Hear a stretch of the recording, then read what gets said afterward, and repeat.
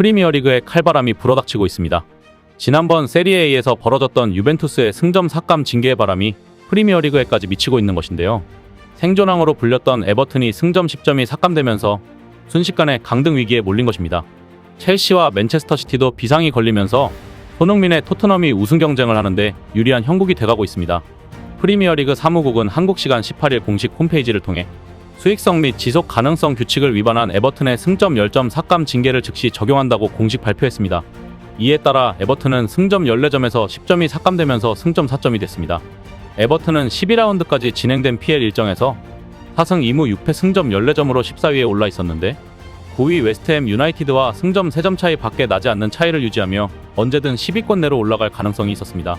하지만 이번 결정으로 순위가 순식간에 19위까지 떨어졌습니다.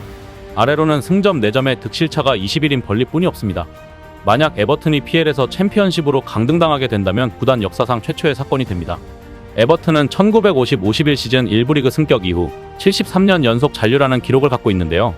1992년 PL 출범 이후 한 차례도 강등당하지 않은 6개 팀 가운데 한 팀이기도 합니다. 구단의 전력이 매우 강하거나 상위권에 위치하고 있지 않은 상황입니다. 최근 수년간도 여러 차례 생존 경쟁을 펼친 끝에 끝내 잔류하거나 강등권이었던 순위를 중위권까지 끌어올리는 등의 모습을 보이면서 생존왕으로 불리기도 했습니다. 하지만 이번 재정 위반 여파로 사상 초유의 타격이 불가피하게 됐습니다. 에버튼이 징계를 받게 된 것은 결국 재정 규정을 위반한 이유에서인데요. 프리미어리그 사무국은 각 구단이 3년간 최대 1억 500만 파운드, 하나 약 1687억 원 이상 손실을 내지 않도록 PSR을 통해 규정하고 있습니다.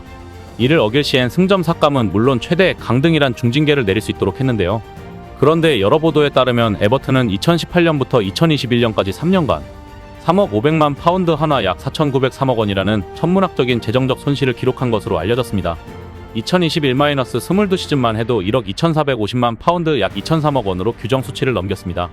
하하드 모실이 구단주가 팀의 대주주가 된 이후로 에버튼의 재정 문제가 불거진 것으로 이번 조사를 통해 드러났습니다. 이에 대해 PL 사무국은 지난달 5일간 청문회를 통해 에버튼의 소명을 받았습니다.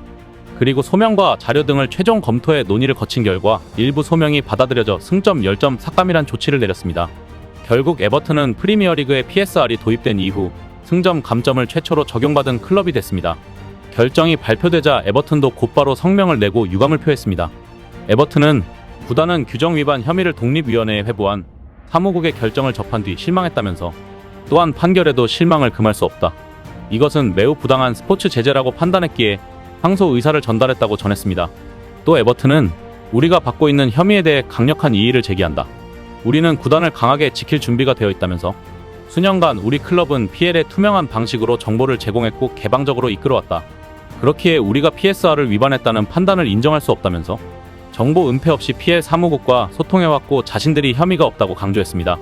PL 규정에 따라 해당 건은 항소위원회가 심리를 거칠 예정입니다. 다만 재정 건전성 문제를 장부상으로 증명하지 못한다면 승점 삭감 징계 철회가 이뤄지긴 쉽지 않을 것이란 게 영국 언론들의 전망입니다. 추가적인 송사도 줄을 이을 전망인데요. 2018에서 2021 시즌 에버튼과 강등 경쟁을 펼쳤던 클럽들이 반발하고 나섰습니다. 레스터시티, 리즈 유나이티드, 벌리 등 에버튼과 직접적으로 순위 경쟁을 펼치다 강등됐던 클럽들이 보상금을 받기 위한 고소를 진행하겠다는 것으로 알려졌습니다. 당장 발등에 불이 떨어진 에버튼도 에버튼이지만 첼시와 맨시티는 더 무거운 징계를 받을 수 있다는 전망이 나오고 있는데요. 이 문제로 2009년부터 8년간 115건의 위반 혐의를 받으며 기소된 맨시티의 판결은 현재도 진행 중에 있습니다. BBC는 맨시티는 115건을 변호해야 하는 상황이다. 맨시티는 모든 혐의를 부인하고 있어 법적인 소명이 이뤄지는 데는 시간이 더 걸릴 예정이라면서도 맨시티의 혐의가 인정된다면 에버튼의 징계보다는 더 클 수 있다고 전망했습니다. 실제 맨시티는 이 같은 문제로 대규모 기소가 진행됐으나 법정 다툼을 통해 징계를 피해간 바 있습니다. 하지만 PL 사무국은 여전히 맨시티에 의혹을 보내고 있는 상황입니다. 해당 문제들이 불거졌을 때 영국 현지에선 맨시티의 혐의가 인정될 경우 승점 삭감이나 리그 퇴출 등의 중징계가 이뤄질 것으로 전망하는 시선들도 상당했습니다. 첼시 또한 예외가 아닌데요. 러시아 출신의 첼시의 전 구단주 로만 아브라모비치가 구단을 이끌었을 당시 재정적 페어플레이를 위반으로 벌금을 받은 바 있습니다. 당시 첼시는 2012년부터 7년간 재정정보 일부를 누락시키는 등 불완전한 정보를 제공한 혐의를 받았습니다. 프리미어리그 사무국은 첼시가 이외에도 지속적으로 PSR을 위반했을 것이라고 판단하고 있는 상황입니다. 영국 언론은 첼시나 맨시티가 PSR 위반을 이유로 징계를 받게 된다면 그것은 이번 에버튼의 사례보다 더 중징계가 될 가능성이 높다고 전망하고 있습니다. 또한 PL 사무국은 향후 이 같은 사례의 재발을 막기 위한 예방적 조치로 맨시티와 첼시에게 엄정한 잣대를 댈 예정으로 알려지고 있습니다. 에버튼의 승점 삭감이란 충격적인 소식만큼이나 여러모로 많은 이가 프리미어리그 사무국의 조사 결과에 촉각을 곤두세우게 됐습니다. 한편 베트남 축구협회가 트루시의 후임을 거론하고 나서 관심이 쏠리고 있습니다. 베트남 매체 응고오이 라오통은 지난 15일 현지 시각 필립 트루시의 베트남 축구 국가대표팀 감독 체제의 기대치가 점점 갈수록 낮아지고 있다. 베트남 축구협회는 트루스의 감독 후임을 생각하고 있다. 후보 중 하나인 김판곤 감독을 주시하고 있다라고 전했습니다. 이어 베트남 대표팀은 지난달 A매치 기간 한 번도 이기지 못했다. 특히 한국 대표팀 상대로 0대6 대패를 당했다. 베트남 축구 팬들은 무기력한 패배를 당하자 화가 났다라고 말했습니다. 그러면서 베트남 축구 팬들은 내심 박항서 전 베트남 국가대표팀 감독이 복귀하길 바라고 있다. 하지만 상황이 쉽지 않아 보인다. 이로 따라 베트남 축구협회는 박 전 감독과 스타일이 비슷한 김판곤 감독을 차기 베트남 대표팀 감독 후보에 올렸다라고 설명했습니다. 앞서 박 전 감독은 지난 2017년 베트남 성인 및 U23 감독 지휘봉을 잡은 이후 베트남 축구의 역사를 썼는데요. 베트남 U23 대표팀으로 아시아축구연맹 2018 U23 챔피언십 준우승, 2018 자카르타 팔렘방 아시안게임 4위, 2019년과 2021년 동남아시안게임 2연패를 달성했습니다. 그럼에도 베트남 여론에서는 엉뚱한 소리가 나오기도 하면서 문매를 맞기도 했는데요. 베트남 토호이자는 지난달 26일 필립 트루시의 감독 체제에서 베트남 축구 대표팀이 부진한 것에 대해 박항서 감독을 탓하는 여론이 많다.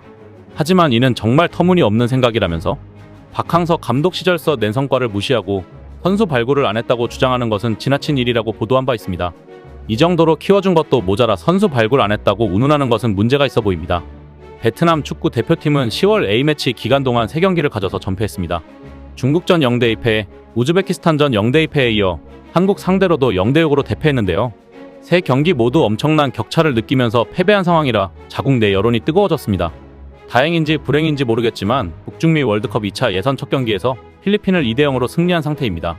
워낙 약체인 필리핀이라 아직 베트남에서는 평가를 보류하며 김판곤 감독 영입에 초점을 맞추고 있는 상황입니다. 하지만 김판곤 감독은 말레이시아 팀을 이끌어 더 큰 포부를 이루겠다며 고사하는 것으로 전해집니다. 김판곤 감독의 말레이시아는 최근 키르기즈스탄을 맞아 4대3 극적인 승리를 거뒀는데요. 김판곤 감독은 객관적인 전력에서 한 수 아래 팀이라 선수비 후역습을 했는데 이런 방식에서 벗어나야 더 높은 레벨로 올라갈 수 있다고 판단했습니다. 늘 경기를 주도해야 하고 능동적으로 해야 한다. 한국에서 벤투 감독과 많이 공감한 부분이다. 강팀을 만나든 약팀을 만나든 같은 방식으로 접근한다면 어떤 날엔 강팀과 같은 경기를 할 거라는 생각을 했다. 이 생각을 말레이시아 대표팀에도 똑같이 접목했고 팀플레이 스타일이 점점 그렇게 되고 있다. 많이 이기는 게 중요한 게 아니다. 어떤 방식으로 이기느냐가 중요하다. 말레이시아 팬들과 미디어도 많이 지지해주고 있어 감사하다고 말했습니다. 김판곤 감독의 말레이시아는 2018년부터 2022년까지 한국 대표팀처럼 점진적으로 변화하고 있는 상황입니다. 주도적인 경기 운영 속에 조직적인 전방 압박을 주문해 상대의 실수를 유발시키며 성공 가도를 달리고 있습니다. 또한 다양한 선수풀도 김판곤 감독 철학의 날개를 단 요소 중 하나였는데요. 김판곤 감독은 이런 축구를 할 수 있는 바탕엔 혼혈 선수들과 잘 성장한 로컬 선수들이 있다. 상당히 민첩하고 기술이 좋다. 이제 동남아시아 레벨에선 큰 두려움이 없다. 최근 중국 원정에서 피파 랭킹 80위권 팀과도 이런 축구를 할 수 있을까 생각했는데 생각대로 됐다. 선수들도 자신감이 붙었다. 말레이시아 축구가 앞으로도 주도적이고 도전적인 축구를 통해 이기는 방식을 추구하려고 한다고 자신했습니다. 말레이시아와 아시안컵 갓조에 편성된 상황인데요. 한국과 함께 김판곤 감독의 말레이시아도 좋은 성적을 거두기를 기대해보겠습니다. 이상 시온TV였습니다.